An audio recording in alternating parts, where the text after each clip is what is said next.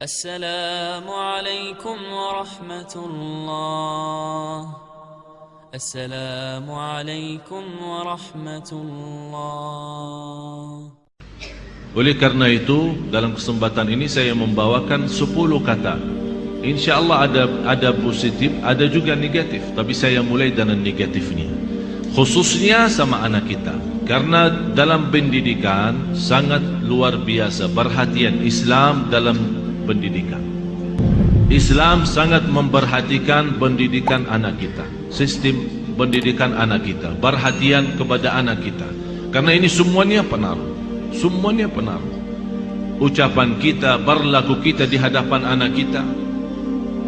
10 kata yang merusakkan perasaan dan hati anak kita. Yang pertama, kita suka mencaci maki anak kita.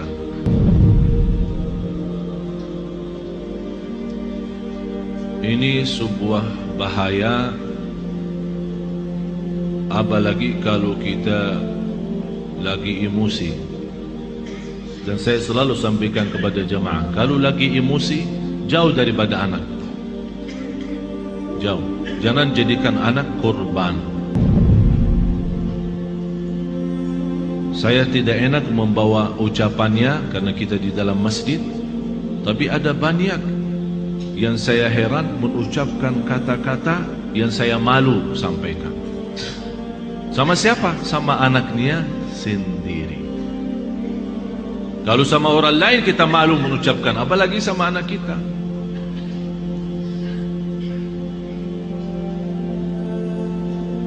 Jadi salah satu kata yang pertama dari 10 adalah caci maki. Yang kedua, kita menghina anak kita. Bagaimana menghina anak kita? Di depan kawan-kawannya. Kalau dia bersama kawan-kawannya di dalam kelas atau di sekolah, kita datang jemput atau hantar, tapi kita suka menghina anak kita di hadapan mereka.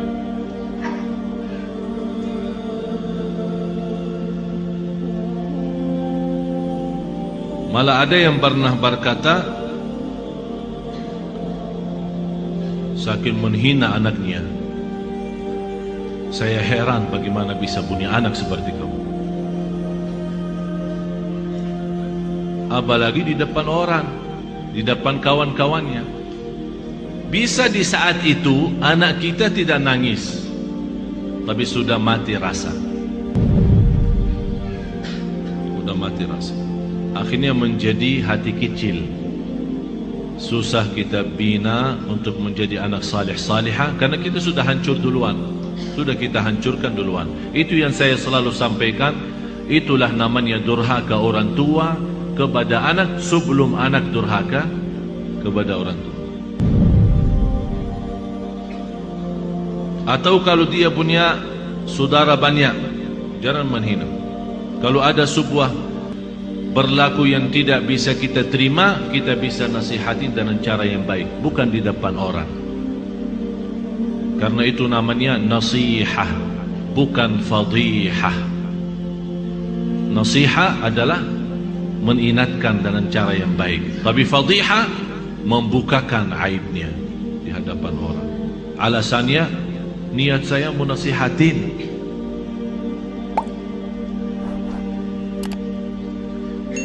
Yang ketiga, selalu kita suka membawa bandingannya dia sama orang lain. Ini lihat, abang kamu jauh lebih pintar. Ini lihat, anak itu luar biasa. Kamu tidak bisa seperti mereka. Itu tidak bahaya itu. Ini mengakibatkan apa? Kecil hati.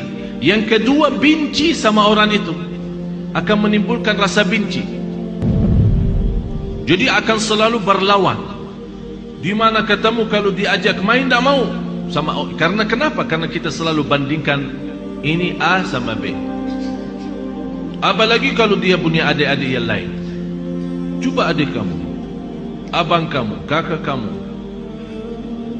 pintar bacaannya, pintar najinya, pintar salatnya. Kamu apa sih?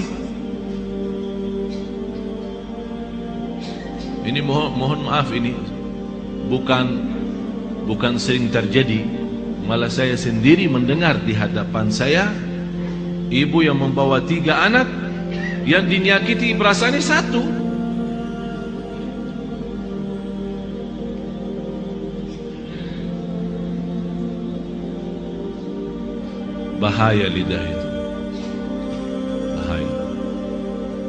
Jadi jangan kita membandingkan anak sama orang lain. Mohon maaf, kita yang dewasa aja, kalau ada orang membandingkan kita sama orang lain, kita tersinggung. Apalagi anak kita.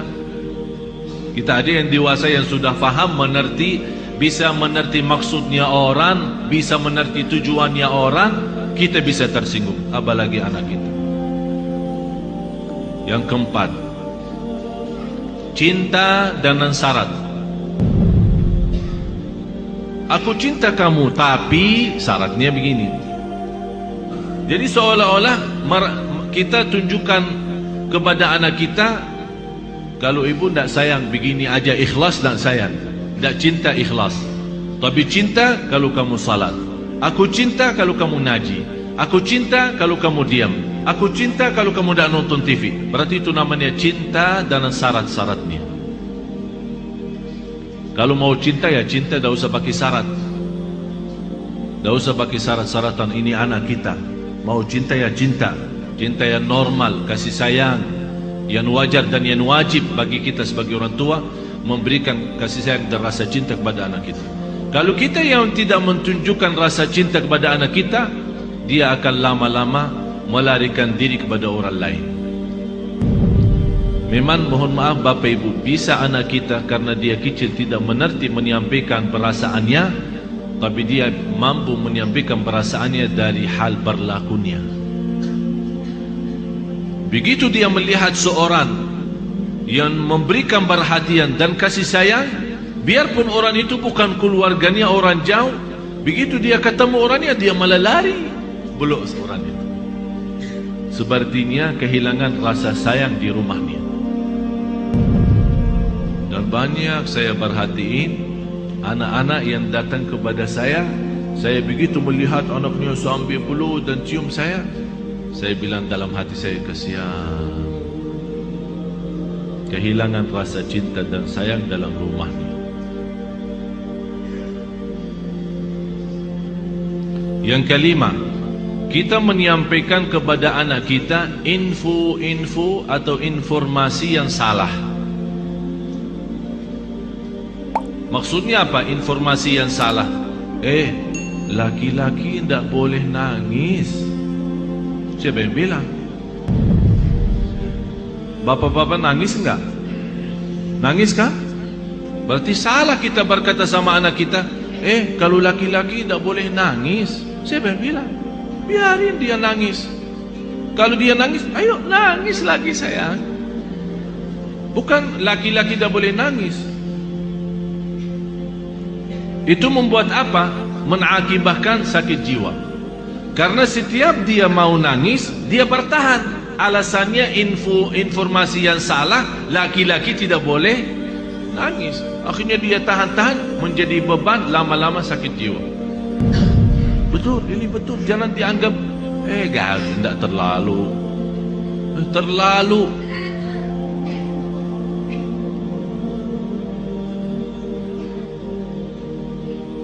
Yang keenam, ini yang lebih bahaya.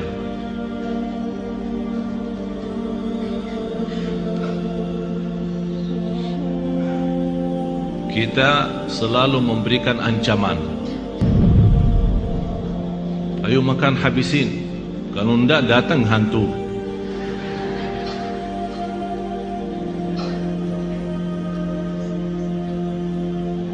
Mau tidur enggak? Kalau kamu tidak tidur, nanti datang hantu, temenin. Ini selalu kita, niat kita apa? Niat kita supaya dia cepat tidur, tapi mengakibatkan dalam perasaannya banyak hal yang tidak bagus.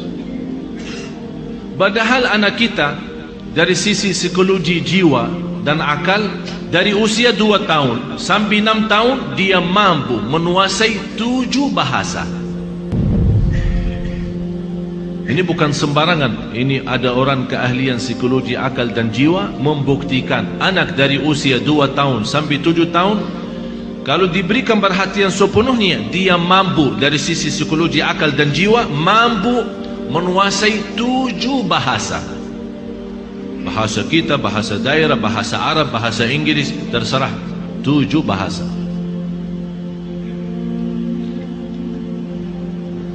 Tapi kenapa kita sia-siakan kesempatan ini yang masih luar biasa? Kenapa kita siakan? Yang ketujuh, kita selalu melarang anak kita berlaku sesuatu tapi tanpa sebab. Artinya tanpa menjelaskan kenapa. Tak boleh ini. Dia minta sesuatu, tidak ada. Saya mau ke sana, tidak boleh. Saya tidak ada, diam sini. Jadi kita suka larang, tidak boleh, tidak ada, tidak bisa, tapi kita tambah menjelasin sebabnya. Kalau anda mau larang, tolong jelasin sebabnya. Tak boleh nonton TV kalau sudah malam, karena nanti mengganggu matamu. Ini ada alasan kenapa kita larang. Kalau makan sampai habiskan makanannya, karena di dalam makanan ada barakah. Kita tidak tahu di barakahnya yang di mana.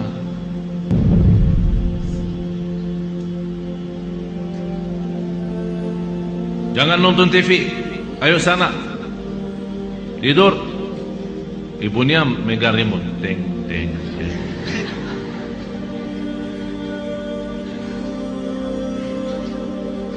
Anak kita bisa pendiam ya. Mungkin ada di antara anak ibu-ibu yang suka lawan. Tapi ada yang diam sudah masuk ke kamarnya. Tapi Allah Maha tahu perasaannya apa di saat itu. Dilarang nonton TV, malah ibunya enak-enak nonton TV.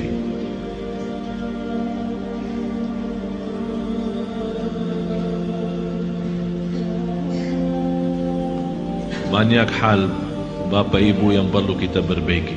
Banyak.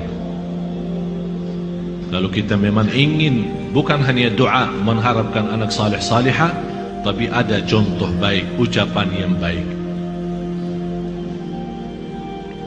Yang kedelapan,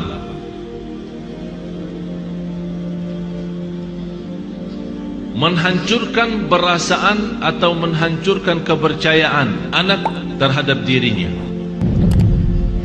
Kamu bodoh selama-lamanya, tak bakal jadi pintar. Astaghfirullahaladzim. Ada orang sejahat itu. Jadi walaupun dia sudah ada niat untuk berikhtiar, berusaha, kita sudah habis-habisan, tak ada.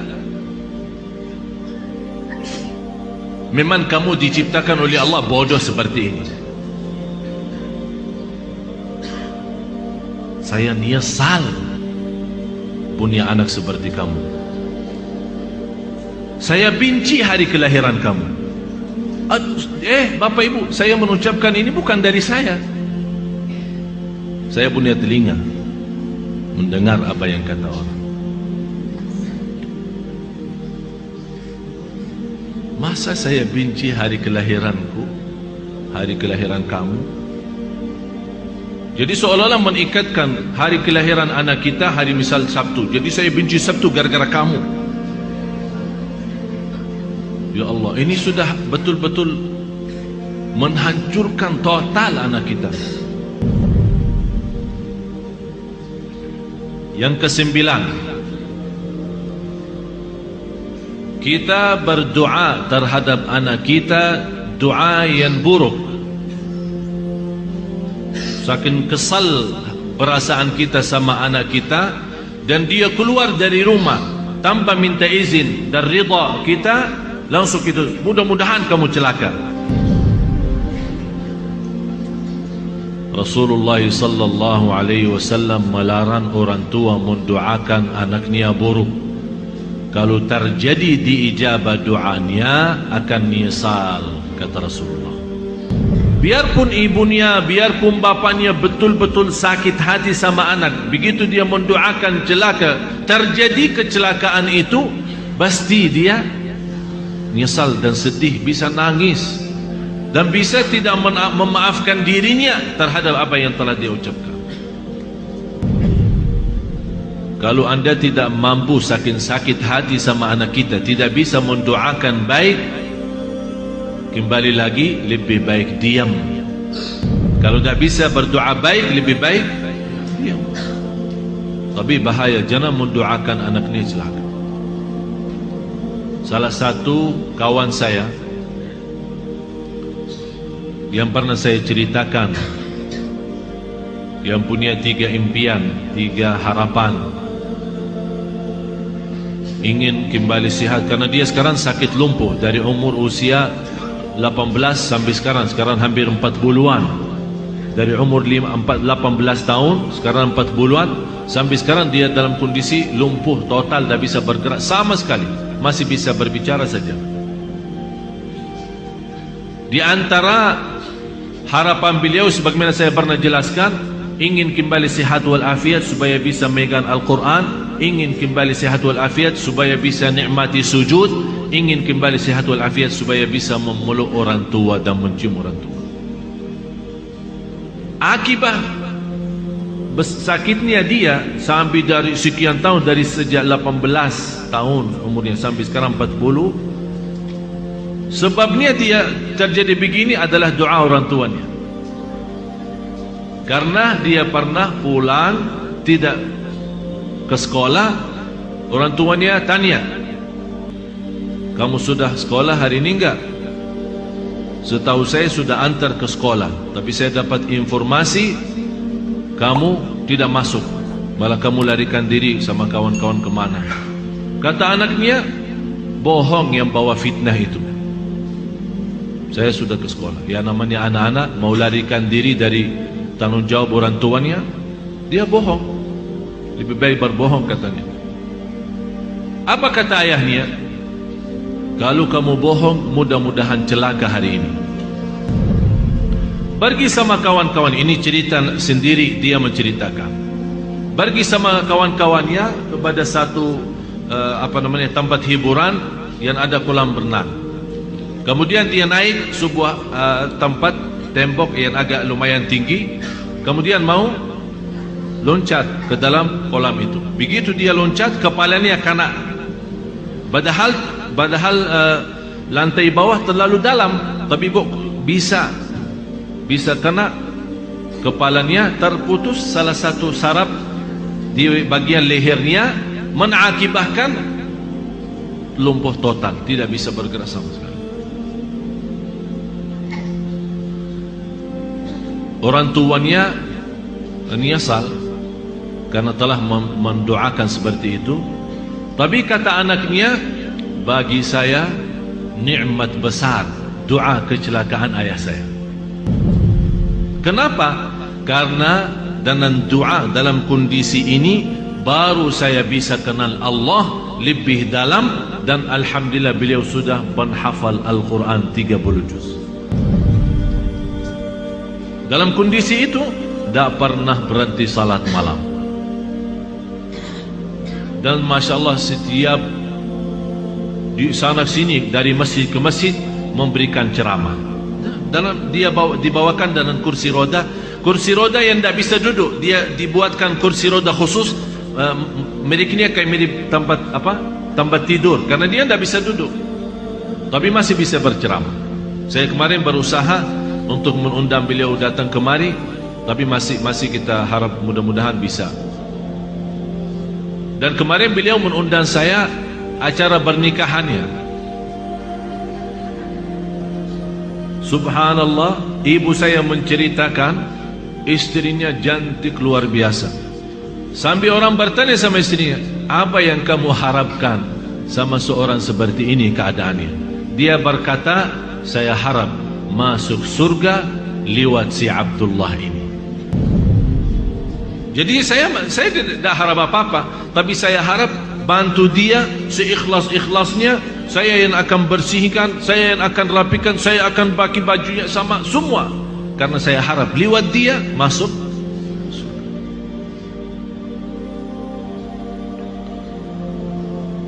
Yang terakhir 10 kata.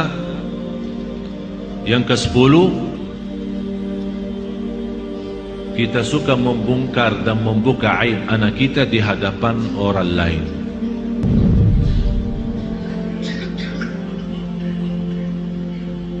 Ini anakku dah ada malunya, kalau tidur suka kencing di atas tempat tidurnya, suka buang air di tempat tidur. Capek aku setiap hari bersihin tempat tidurnya karena bekas kencingnya.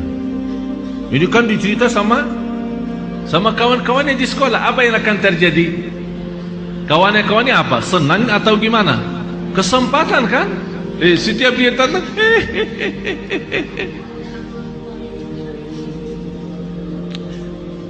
Astaghfirullahaladzim. Kita istighfar.